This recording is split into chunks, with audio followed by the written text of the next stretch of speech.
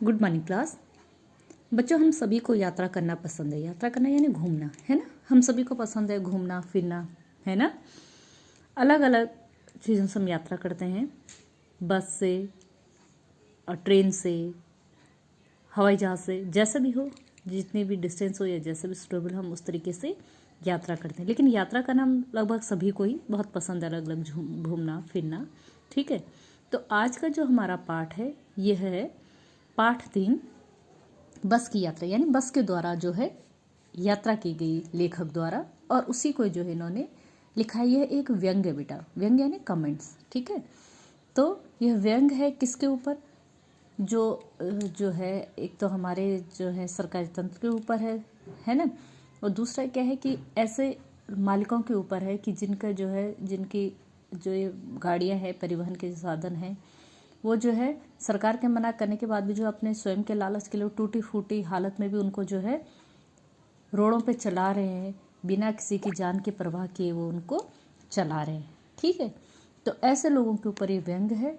अब हम पढ़ते हैं इस पाठ को, तो स्टार्ट करते हैं हम 5 मित्रों ने तय किया कि शाम 4 बजे की बस से चलें, ठीक है। पन्ना से इसी कंपनी की बस सतना के लिए घंटे भर बाद मिलती है, जो जबलपुर की ट्रेन मिला देती। इनको जबलपुर जाना है और ये लोग जो है कहाँ से, पन्ना से जो है जाना चाह रहे हैं सतना के लिए, और सतना पहुंचकर इनको जो है जबलपुर की ट्रेन पकड़नी है। तो शाम जो है 4 बजे की बस से जाना है इन्होंने तय किया, और सुबह घर पहुंच जाएंगे। फिर ये तय किया है कि हम जो है सुबह के टाइम अपने घर पहुंच जाएंगे। हम में से 2 को सुबह काम पर हाजिर होना था, इसीलिए वापसी का यही रास्ता अपनाना जरूरी था। और 2 लोगों को सुबह अपनी ड्यूटी ज्वाइन करनी थी, इसलिए जो है वो रुक भी नहीं सकते थे, और यही रास्ता सबसे ज़रूरी था कि वो शाम को ही यहाँ से निकल पड़े। लोगों ने सलाह दी कि समझदार आदमी इस शाम वाली बस से सफ़र नहीं करते। तो आसपास के जो लोग थे वहाँ थे, उन्होंने उनको सलाह दी, उनको मशवरा दिया कि जो लास्ट की बस जो जाती ना, आखिरी बस शाम वाली पन्ना से सतना के लिए, जो जितने भी व्यक्ति समझदार हैं वो इससे सफ़र करना जो है सही नहीं समझते। क्या रास्ते में डाकू मिलते हैं? इन्होंने पूछा, क्या रास्ते में डाकू मिलते हैं शाम के टाइम, इसलिए नहीं जाना चाहते? तो लोगों ने कहा नहीं, बस ही डाकिन मतलब कि बस ही जो है किसी डाकू से कम नहीं, इतनी खतरनाक है। तो ये जो है समझे नहीं कि क्या है, लेकिन जब बस को देखा तो उन्हें कहानी पूरी समझ आ गई। बस को देखा तो श्रद्धा उमड़ पड़ी, खूब वयोवृद्ध थी। बस को देखा तो श्रद्धा, अंडरलाइन करेंगे, श्रद्धा यानी भक्ति के भाव मन में उमड़ पड़े। खूब वयोवृद्ध यानी बुजुर्ग, यानी कि बस बहुत पुरानी थी। जैसे इन्होंने बस को देखा तो बस जो है बहुत ही पुरानी थी, बहुत ही बुरी हालत में थी। सदियों के अनुभव के निशान लिए हुए, सदियों के अनुभव के निशान लिए मतलब जो बस थी जो है टूटी फूटी, पेंट उतरा हुआ, मतलब लग रहा था कि बरसों से जो है चल रही है और उसकी कोई मरम्मत नहीं हुई है। लोग इसलिए इससे सफ़र नहीं करना चाहते। अब इन्हें समझ में आया कि लोग क्यों इस बस से सफ़र नहीं करना चाहते।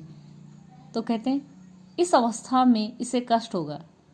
तो लेखक ने व्यंग किया है कि लोग शायद इसलिए नहीं इससे सफ़र करना चाहते कि इस अवस्था में ये टूटी फूटी, एकदम वयोवृद्ध, एकदम जीर्ण शीर्ण पुरानी हो चुकी, इस अवस्था में से सफ़र करने से इस बेचारी बस को कष्ट होगा।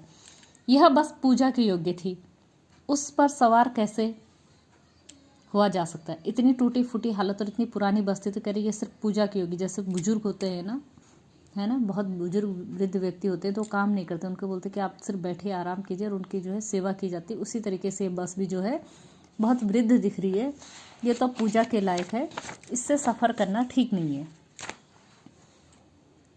बस कंपनी के एक हिस्सेदार भी उस बस से जा रहे थे, ठीक है। एक हिस्सेदार यानी कि जो है उस बस के मालिक, बस में जो है मालिक के साथ जिनकी हिस्सेदारी रहेगी वो भी इससे जा रहे थे। हमने उनका पूछा, यह बस चलती भी है? लेखक और उसके मित्रों ने जो है उन हिस्सेदार साहब से पूछा कि क्या यह बस चलती भी है? वे बोले, चलती क्यों नहीं है जी, अभी चलेगी। तो हिस्सेदार साहब बोलते हैं कि चलती क्यों नहीं है, ये अभी चलेगी। हमने कहा वही तो हम देखना चाहते हैं। इन्होंने कहा कि वही तो हम देखना चाहते हैं कि ऐसी टूटी फूटी जीर्ण शीर्ण बस जो है चलती कैसे होगी, अपने आप चलती है लेखक पूछ रहे अपने आप चलती है, क्योंकि हालत ऐसी लग रही थी उसे जो है जबरदस्ती खींच के चलाना पड़ता होगा। तो हिस्सेदार साहब बोले हाँ जी, और कैसे चलेगी? तो ये बोले गजब हो गया, ऐसी बस अपने आप चलती। लेखक और इसके मित्र आपस में बात करें, गजब हो गया, ऐसी बस जो है अपने आप चलती है। हम आगा पीछा करने लगे, मतलब उसमें जो है बस में चढ़ने, कोई आगे कोई पीछे, मतलब चढ़ने का मन नहीं था, क्योंकि बस की हालत ऐसी थी कि उन्हें डर लग रहा था। डॉक्टर मित्र ने कहा डरो मत। इनके एक मित्र और थे जो डॉक्टर थे और जो इनके साथ थे। चलो, बस अनुभवी है, अनुभवी है मतलब बहुत साल से चल रही है जो है, तो ये अनुभवी है। नई नवेली बसों से ज़्यादा विश्वसनीय है, और नई नई जो बसें हैं उनसे ज़्यादा विश्वास पे किया जा सकता है, क्योंकि इसको जो है बहुत ज़्यादा एक्सपीरियंस है, बहुत ज़्यादा अभ्यास है इन सड़कों पे चलने का। हमें बेटों की तरह प्यार से गोद में लेके चलेगी। कहते बैठ जाओ, ये बहुत जो है अनुभवी बस है, बहुत साल का एक्सपीरियंस इस बस को है, और हमें जो है क्या अपने बेटों की तरह गोद में बिठा के चल पड़ेगी, अब डरो मत, बैठ जाओ। हम बैठ गए। जो छोड़ने आए थे वे इस तरह देख रहे थे जैसे वे हमें आखिरी विदा दे रहे हैं, और जो लोग जो है इन पांचों मित्रों को छोड़ने आए थे वो उनको ऐसे इस तरीके से ऐसी नज़रों से देख रहे थे मानो जैसे उन्हें अंतिम विदाई दे रहे हैं। उनकी आंखें कह रही थी आना जाना तो लगा रहता है, आया है सो जाएगा, राजा रंग फकीर। ठीक है, उनकी आंखों को देख के ऐसा लग रहा था कि बस हम किसी अंतिम यात्रा पे जा रहे हैं, और वो हमसे कह रहे हैं कि ठीक है भाई, अगर तुम ना भी बचे तो कोई बात नहीं, क्योंकि आना जाना तो जो है क्या है, सृष्टि का नियम है। आदमी को कूच करने के लिए एक निमित्त चाहिए, निमित्त यानी कारण, साधन चाहिए। आदमी को कूच करने के लिए क्या चाहिए, एक निमित्त चाहिए, एक कारण चाहिए, और आदमी चला जाता है दुनिया से। इंजन सचमुच स्टार्ट हो गया। अब जो है गाड़ी जो है चलने लगी। इंजन सचमुच स्टार्ट, इनको उम्मीद नहीं थी कि इसका इंजन चलेगा, लेकिन इंजन स्टार्ट हो गया। ऐसा जैसे सारी बस इंजन है, और जैसी जो है इंजन स्टार्ट हो ऐसा लगा जैसे सारी ही बस इंजन है, और हम लोग इंजन के भीतर बैठे। इतनी तेज़ आवाज़ और इतनी तेज़ बस ने हिलना शुरू किया, कैसा लगा कि पूरी की पूरी बस जो है इंजन है, और हम लोग कहाँ हैं, हम लोग इंजन के भीतर बैठे हैं। कांच बहुत कम बचे थे, जो बचे थे उनसे हमें बचना था। बस की जो है खिड़कियों पे कांच बहुत कम थे, और जो 2-4 कांच उसमें बचे हुए थे उनसे हमें बचना था, मतलब वो किसी वक्त टूट के हम लोगों को लग सकते थे, ऐसा लेखक ने कहा। हम फौरन खिड़की से दूर सरक गए। खिड़की वाली सीटें छोड़ दी कि अगर जो है कांच टूटा तो सीधे हमें लगेगा, इसलिए खिड़की से दूर खिसक गए। इंजन चल रहा था, हमें लग रहा था कि हमारी सीट के नीचे इंजन है, क्योंकि बस इतनी तेज़ हिल रही थी और इंजन इतनी तेज़ आवाज़ कर रहा था, तो ऐसा लग रहा था कि जो है इनकी सीट के नीचे ही जो है इंजन लगा दिया गया। बस सचमुच चल पड़ी, और हमें लगा कि यह गांधी जी के असहयोग और सविनय अवज्ञा आंदोलन के वक्त अवश्य जवान रही होगी। उसे ट्रेनिंग मिल चुकी थी, हर हिस्सा दूसरे हिस्से से असहयोग कर रहा था। पूरी बस सविनय अवज्ञा आंदोलन से गुजर रही थी। ये एक व्यंग्य किया गया है। देश की गुलामी के समय गांधी जी ने असहयोग और सविनय अवज्ञा आंदोलन चलाया था। असहयोग आंदोलन में भी गांधी जी ने जो है अहिंसा से शांतिपूर्वक जो है अंग्रेजों से कहा कि अब हम आपको सहयोग नहीं देंगे, मतलब किसी भी काम में आपका सहयोग नहीं करेंगे, ठीक है। और दूसरा था सविनय अवज्ञा, हाथ जोड़ के जो है उनकी आज्ञा का पालन ना करना। वो कुछ भी काम दे तो कहते नहीं, हम नहीं करेंगे, ठीक है। ऐसा ही आज बस कर रही थी, क्योंकि बस के जितने भी जो है कील पुर्जे, जो भी बस के जितने भी पार्ट्स थे वो एक दूसरे से अलग भाग रहे थे, एक दूसरे का विरोध कर रहे थे। और ड्राइवर जो भी जैसे ब्रेक मारा तो ब्रेक उसको नहीं लग रहा है, ठीक है, ड्राइवर की आज्ञाओं का पालन ही नहीं करे। सविनय अवज्ञा आंदोलन और असहयोग आंदोलन बस का एक साथ चल रहा था, ठीक। सीट की बाड़ी से असहयोग चल रहा था। सीट का जो सीटें जिनमें बैठे थे और बस की जो बॉडी है, बस जो बाकी बस है उससे असहयोग चल रहा था। गाड़ी की सीटें कहीं भाग रही है, बस से इधर उधर सरक रही हैं। कभी लगता था सीट बाड़ी को छोड़कर आगे निकल गई है, कभी लगता है कि सीट को छोड़कर बाड़ी आगे निकल गई, मतलब सीट हवा में इधर उधर सरक रही हैं। 8-10 मील चलने पर सारे भेदभाव मिट गए। यह समझ में नहीं आ रहा था कि सीट पर हम बैठे हैं या सीट हम पर बैठी। 8-10 मील चलने के बाद जो है गाड़ी की ऐसी हालत हो गई कि पता ही नहीं चल रहा था कि हम लोग सीट पर बैठे या सीट हम पे बैठी है। कभी जो है ये नीचे गिरते, कभी ऊपर गिरते। एकाएक बस रुक गई। अचानक से क्या हुआ कि बस रुक गई। मालूम हुआ कि पेट्रोल की टंकी में छेद हो गया है।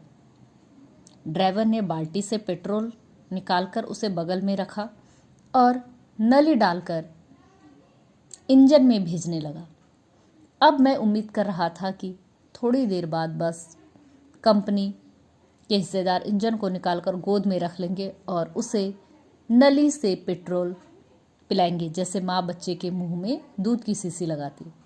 ठीक है, आगे बढ़े ही थे कि अचानक क्या हुआ कि बस का जो टंकी है, पेट्रोल की टंकी, उसमें छेद हो गया। अब ड्राइवर ने क्या किया कि सारा पेट्रोल जो है टंकी से निकाल के बाल्टी में रख दिया और फिर क्या किया, नली डालकर जो है अब जो है इंजन को पेट्रोल भेजने लगा। ठीक, तो ये कह रहे हैं कि जिस प्रकार से जो है इतनी जो है बूढ़ी बस को जो है हिस्सेदार साहब और उसके मालिक जो है सड़कों पे दौड़ा रहे हैं अपने लालच के लिए, ऐसा लग रहा है कि बस हिस्सेदार साहब बस अब उसे इंजन को गोद में बिठा के जो है अपने हाथों से न जो है नली से इसको पेट्रोल पिलाए। बस की रफ्तार अब 15-20 मील हो गई। मतलब बस की रफ्तार जो है अब क्या है कि 15-20 मिनट में जो है 1 मील ही चल रही थी। मुझे उसके किसी हिस्से पर भरोसा नहीं था। ब्रेक फेल हो सकता है, स्टीयरिंग टूट सकता है। प्रकृति के दृश्य बहुत लुभावने थे और बस से बाहर जो है प्रकृति के दृश्य बहुत लुभावने थे, मतलब बहुत सुंदर थे। दोनों तरफ हरे भरे पेड़ थे जिन पर पक्षी बैठे थे। मैं हर पेड़ को अपना दुश्मन समझ रहा था, लेकिन लेखक कहते हैं बस से बाहर के जितने भी सुहावने दृश्य थे उन दृश्यों में जो है पेड़ों, हरे भरे पेड़, उन पे जो है चिड़िया चहचहा रही है, लेकिन मैं सबको क्या हूँ, अपना दुश्मन समझ रहा हूँ। क्यों अपना दुश्मन समझ रहा हूँ? क्योंकि इनको लगता था कि जो भी जो है पेड़ आगे आएगा बस जाके उससे टकरा जाएगी और हम लोग यहीं समाप्त हो जाएंगे, यहीं ख़त्म हो जाएंगे। जो भी पेड़ आता डर लगता कि इससे बस टकरा जाएगी। वह निकल जाता तो दूसरे पेड़ का इंतज़ार करता कि ये तो निकल गया तो कहीं ऐसा ना हो जो दूसरा पेड़ है उससे बस टकरा जाए। झील दिखती तो सोचता कि इसमें बस गोता लगा जाएगी, और जैसे झील दिखती तब और डर लगता कि अभी जो है बस झील में गिर जाएगी। फिर एकाएक बस रुकी। ये सब डर जो है लेखक के मन में चल रहा है और बस चल रही थी कि अचानक से फिर क्या हुआ, फिर से बस रुकी। ड्राइवर ने तरह तरह की तरकीबें की पर वह चली ही नहीं। सविनय अवज्ञा आंदोलन शुरू हो गया। अभी तक तो असहयोग आंदोलन बस का चल रहा था कि इस बस के जो है जितने भी पार्ट्स हैं वो एक दूसरे से असहयोग कर रहे थे, कोई किसी के साथ जुड़ा नहीं था, कोई किसी के साथ चल नहीं रहा था। और अब यहाँ पे जो है बस का सविनय अवज्ञा आंदोलन शुरू हो गया। मतलब ड्राइवर जितनी भी कोशिश बस को चलाने की करते, बस जो है चले ही नहीं, मतलब ड्राइवर की आज्ञा का पालन हो ही नहीं रहा है। कंपनी के हिस्सेदार कह रहे थे बस तो फर्स्ट क्लास है जी, यह तो इत्तेफाक की बात है। जब लोग चिल्ला रहे थे, गुस्सा कर रहे थे कि ये कैसी बस है, ये चल ही नहीं रही है, कितनी बार रुक गई है, तो जो बस के हिस्सेदार साहब थे वो बार बार लोगों को क्या तसल्ली दे रहे थे कि बस तो बहुत जो है फर्स्ट क्लास है जी। आज तो इत्तेफाक की बात है कि बीच बीच में इतनी बार खराब हो रही है, रुक रही है, इतनी परेशानियां इसमें हो रही हैं। क्षीण चांदनी में, क्षीण यानी धुंधली सी चांदनी में, वृक्षों की छाया के नीचे वह बस बड़ी दयनीय लग रही थी। दया आ रही थी उस बस की हालत पे। धुंधली चांदनी में जो है पेड़ों की छाया के नीचे जब वो बस खड़ी की गई तो उसे देख के जो है बड़ी दया आ रही थी। ऐसा लगता था कोई वृद्धा थक हार कर बैठी। उस बस को देख के ऐसा लगता था कोई बुजुर्ग महिला थकी हारी पेड़ों की छांव में बैठी है। हमें ग्लानि हो रही थी, हमें अपने ऊपर ग्लानि हो रही थी, घृणा हो रही थी कि बेचारी इस बुजुर्ग बस पर हम जो है लद कर चले आ रहे हैं, मतलब बैठ के इस पे आ रहे हैं। अगर इसका प्राणांत हो गया तो इस बियाबान में हमें इसकी अंत्येष्टि करनी पड़ेगी। अगर इसका प्राणांत हो गया मतलब इसकी मृत्यु हो गई, यानी ये पूरी तरह से टूट फूट गई, तो इस बियाबान कहते हैं वीराने में, इस वीराने में जहाँ कोई इंसान नहीं, कुछ नहीं, दूर दूर तक घर जगह, हमें ही इसकी अंत्येष्टि मतलब अंतिम जो संस्कार है मृत्यु के पश्चात जो होता है वह करना पड़ेगा। ठीक है, तो जो है अब यहाँ तक जो है लेखक और उसके मित्र जो है आधे रास्ते में हैं। बस जो है 2 बार खराब हो चुकी है। इसके बाद जो है ये लोग आगे बढ़े और हिस्सेदार साहब ने इंजन खोला और कुछ सुधारा। बस आगे चली, उसकी चाल और कम हो गई। धीरे धीरे वृद्धा की आंखों की ज्योति जाने लगी, यानी कि बस की जो है लाइट थी वो भी धीरे धीरे कम होने लगी। चांदनी में रास्ता टटोलकर वह रेंग रही थी। अब जो है ड्राइवर सिर्फ चांदनी रात का जो है सहारा लेके चांद की रोशनी में धीरे धीरे जो है बस को आगे बढ़ा रहा था। आगे या पीछे से कोई गाड़ी आती तो वह एकदम किनारे खड़ी हो जाती और कहती, निकल जाओ बेटी, अपनी तो वह उम्र ही नहीं रही। जैसी कोई गाड़ी आती तो ड्राइवर जो है इस टूटी फूटी बस को किनारे खड़ा कर देता और जो दूसरी गाड़ियाँ आती उनको रास्ता दे देता। तो लेखक कहता है, ऐसा लगता है कि ये बस कह रही है कि बेटी तुम निकल जाओ, मेरी तो उम्र ही निकल गई है अब दौड़ने भागने की। ठीक है। एक पुलिया के ऊपर पहुंचे ही थे कि एक टायर फंस करके बैठ गया। वह बहुत जोर से हिलकर थम गए। अगर स्पीड में होती तो उछलकर नाले में गिर जाती। मैंने उस कंपनी के हिस्सेदार की तरफ पहली बार श्रद्धा भाव से देखा। वह टायरों की हालत जानते हैं, फिर भी जान हथेली पर लेकर इसी बस से सफ़र कर रहे हैं। उत्सर्ग की ऐसी भावना दुर्लभ है। कहते अब मैंने हिस्सेदार साहब की तरफ, अभी तक तो जो है गुस्से से देख रही थी भाई कैसी, इस बार जो है बड़ी श्रद्धा से देखा कि बस की हालत जानते हुए भी, बस की टायरों की, इंजन की, स्टीयरिंग की, सबकी हालत जानते हुए भी वो अपनी जान हथेली पे लेके रोज इसी बस से सफ़र कर रहे हैं। उत्सर्ग की ऐसी भावना मतलब समर्पण, कितना समर्पण उनका इस बस के प्रति है, ऐसी भावना देखना जो है दुर्लभ है, बार बार नहीं देखी जाती ऐसी भावना। सोचा इस आदमी के साहस और बलिदान भावना का सही उपयोग नहीं हो रहा है। मैंने सोचा कि इतना बलिदानी आदमी और इतना साहसी आदमी, इसका सही उपयोग नहीं हो रहा है। इसे तो किसी क्रांतिकारी आंदोलन का नेता होना चाहिए। अगर बस नाले में गिर पड़ती है और हम सब मारे जाते हैं तो देवता बाहें पसारे उसका इंतजार करेंगे और कहेंगे, वह महान आदमी आ रहा है जिसने एक टायर के लिए प्राण दे दिया, मर गया पर टायर नहीं बदला। ठीक है। तो ये लेखक ने व्यंग्य किया है उस कंजूस आदमी पे जिसकी वो बस थी। वो जानता था बस क्या, फिर उसने टायर नहीं बदले, भले वो जान जो है अपने साथ साथ सब लोगों की जान जोखिम में डाली है, लेकिन टायर बदलने का कष्ट नहीं किया। दूसरा घिसा टायर लगाकर बस फिर चल। अब हमने वक्त पर पहुंचने की उम्मीद छोड़ दी थी। पन्ना कभी भी पहुंचे की उम्मीद छोड़ दी थी। ठीक है। अब हमने जो है बस का जो अब हमने टाइम पे पहुंचने की उम्मीद तो छोड़ी, साथ में ये भी उम्मीद छोड़ दी कि हम पन्ना कभी पहुंचेंगे। पन्ना क्या, कहीं भी कभी भी पहुंचने की हम उम्मीद छोड़ चुके थे। लगता था जिंदगी इसी बस में गुजारनी है और इससे सीधे उस लोक का प्रयाण कर जाना है। इस पृथ्वी पर उसकी कोई मंजिल नहीं है। हमारी बेताबी, तनाव खत्म हो गए। हम बड़े इत्मीनान से घर की तरह बैठ गए।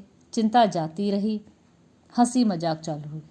जब लेखक ने देखा कि जो है समय आने पर धीरे धीरे बस की हालत और ख़राब होती जा रही है, बस और टूटी फूटी है, अब उन्होंने कहीं भी पहुंचने की चिंता छोड़ दी। उनके मित्रों ने उन्होंने कहा कि जो है अब मरेंगे चाहे बचेंगे इसी बस में, पहुँचे तो ठीक, नहीं भी पहुँचे तो यहाँ से दूसरे लोग की तैयारी कर दो, चिंता छोड़ो, और हंसी मजाक उनका शुरू हो गया। तो बच्चों ये पाठ 3 बस की यात्रा, हरिशंकर परसाई जी का ये व्यंग्य है, बहुत ही सुंदर व्यंग्य है। ठीक है। आप लोग इस पाठ को, वीडियो तो देखेंगे बेटा, साथ में जो है इस पाठ को भी जरूर पढ़ेंगे। ठीक है। और उसके बाद जो है जो प्रश्न आपको दिए जाएंगे होमवर्क में उनको करेंगे। धन्यवाद।